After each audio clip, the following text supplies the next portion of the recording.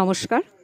অনেক দিন আপনাদের সাথে খাওয়ার টাইমে কথা বলা হয় না, তো আজকে চলে এলাম। দেখুন, মাছের ডিমের বড়া, লাউয়ের খোসা ভাজা, আর এটা হচ্ছে কি শাকটার নাম বলে, শুকনো লঙ্কা দিয়ে খেতে হয়, যাই ওকে শাক ভাজা করেছি। আর এই যে জ্যান্ত মাছের ঝোল।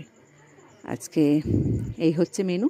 মেনু আরও আছে, বাট আজকে আমি আর নিইনি। আমার মাছের ডিমের বড়া যখন হয়ে গেছে আর কিছু লাগবে না। তো আসুন, গরম গরম ভাত মাছের ডিমের বড়া দিয়ে ভালোই লাগে খেতে। খেয়ে নিই।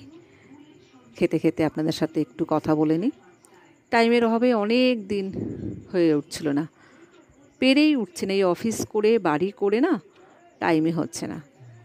তো চলুন খাওয়া দাওয়া সেরে নিই। খাওয়া দাওয়া করে আপনাদের সাথে আবার পরে কথা বলছি।